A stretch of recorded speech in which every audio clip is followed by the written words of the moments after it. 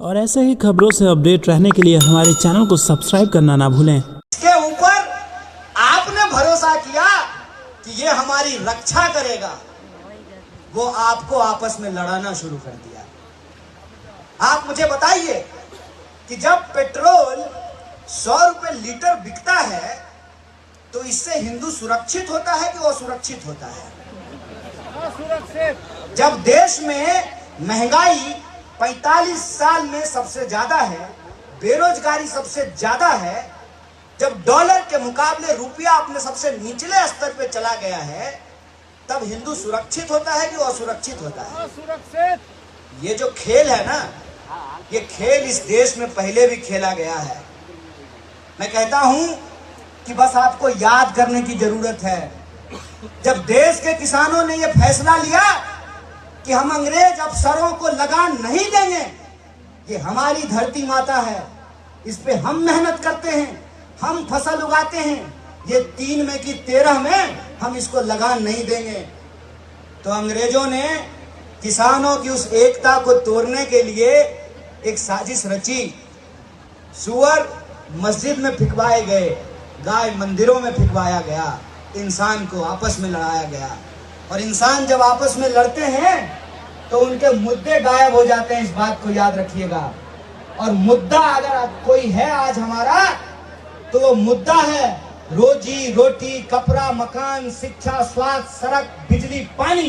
ये हमारा मुद्दा है। और इस मुद्दे पे अगर आप वोट करना चाहते हैं तो हम आपको भरोसा दिलाना चाहते हैं कि आप जब वोट करेंगे तो सिर्फ एक विधायक नहीं चुनेंगे, आप एक उम्मीद का सितारा चुनेंगे, इस बात को याद रखिएगा। हम कहते हैं जहां समस्या पैदा हुई, समाधान भी वहीं मिलेगा ना। आप सोचिए कि आपने मोदी जी को एक कार्यकर्ता से मुख्यमंत्री और मुख्यमंत्री से प्रधानमंत्री बना दिया। अब पूरा देश गुजरात मॉडल का मजा चख रहा है। इसका आपने जो सवाल पूछा ना, उसको बड़ी खूबसूरती से जो है पॉलिटिकल को इलेक्टोरल बना दिए। आप बताइए, पॉलिटिकल होने का मतलब सिर्फ इलेक्टोरल होना होता है? मैं एक सवाल, एक मिनट जवाब के सारे सवाल का जवाब दूंगा। गांधी पॉलिटिकल थे कि नहीं थे? गांधी ने कितने चुनाव लड़े? तो क्या उसका मतलब पॉलिटिकल नहीं है? मैं यही कह रहा हूं कि पॉलिटिक्स का एक एस्पेक्ट है इलेक्शन, एक एस्पेक्ट है।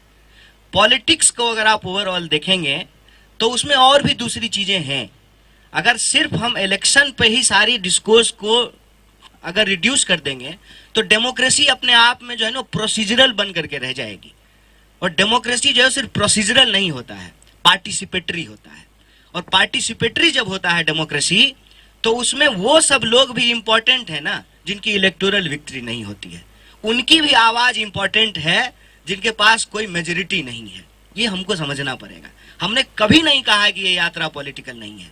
भारतीय राष्ट्रीय कांग्रेस इस देश की सबसे बड़ी विपक्षी पार्टी है, और इस देश की सबसे बड़ी विपक्षी पार्टी होने के चलते हमारी सबसे बड़ी जिम्मेवारी है।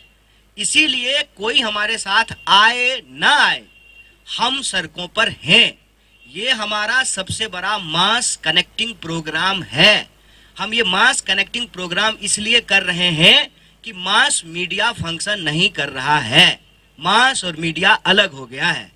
पब्लिक पार्टिसिपेशन का जो सबसे बड़ा इंस्टीट्यूशन है इस देश में संसद, वहां पे लोगों को बोलने नहीं दिया जाता है। टीवी स्टूडियो के डिबेट में महंगाई का मुद्दा गायब है। 100 डिबेट होते हैं तो एक डिबेट जो है लोगों के इश्यूज पे होते हैं, 99 डिबेट जो है वो हिंदू मुसलमान पर होता है। ये सिचुएशन को एसेस करने के बाद it is the basic understanding कि आपको बुनियादी तरीकों पर लौटना पड़ता है। और बुनियादी तरीका ये है कि अंग्रेज के जमाने में भी जब कुछ समझ में नहीं आता था ना, तो लोग यात्रा पे निकलते थे। लोग की समस्याओं को आप नजदीक से समझ पाते हैं और लोग आपको नजदीक से समझ पाते हैं। सरकार आपके द्वार आए ना आए, विपक्ष आपके द्वार जरूर आ गई है। बिल्कुल स्पष्ट उद्देश्य। भूपेंद्र भाई को खुद नहीं पता था सुबह में कि दोपहर में चीफ मिनिस्टर बन जाएंगे। और ना वो जब जाते हैं ना तो एसपीजी भी उनको धक्का दे देता है। और प्रधानमंत्री तो बिल्कुल आसपास नहीं आने देते हैं। वहां भी कार से साइड कर दिया है। मुझे दिख नहीं रहा है भाजपा का पोस्टर में, तो आपको दिखा देता, पोस्टर में भी उनको साइड कर दिया है। ये गुजरात का अपमान है भाई साहब, ये गुजरात के चीफ मिनिस्टर का अपमान है। भाजपा अगर अपमान का बात करना चाहती है और भाषा की मर्यादा का बात करना चाहती है, तो हम तैयार हैं भाजपा के साथ भाषा की मर्यादा पर बात करने के लिए। हमारे अध्यक्ष ने एक तुलना किया, एक उदाहरण दिया, तो बात को बतंगड़ बनाने लगे, बोले गुजरात का अपमान है। तो मैं पूछना चाहता हूं, टीवी स्टूडियो में बैठ करके मोदी जी को देश का बाप बता रहे थे, वो देश का अपमान था कि नहीं था? था ना? मोदी जी देश के बाप हैं। तो भाजपा का प्रवक्ता ये बात क्यों बोला? अगर बोला तो देश का अपमान किया कि नहीं किया? जिसका घर शीशे का हो ना, उसको दूसरे के घर पे पत्थर नहीं मारना चाहिए। दिन भर गुंडागर्दी की भाषा करने वाले मंच से खड़ा होकर के गृह मंत्री, जिसका काम है कानून व्यवस्था की रक्षा करना, वो गैर कानूनी बात कर रहे हैं, इंसान को डरा रहे हैं, घाव को कुरेद रहे हैं, जख्म पे नमक छिड़क रहे हैं, और ये भाषा की मर्यादा की बात करते हैं। तो मैंने कहा कि मल्लिकार्जुन खड़गे साहब आपको इसलिए खटक रहे हैं ना, क्योंकि उनका नाम मल्लिकार्जुन खड़गे है। अगर उनका नाम मल्लिकार्जुन अंबानी होता ना, तो आप उनकी चरण वंदना कर रहे होते।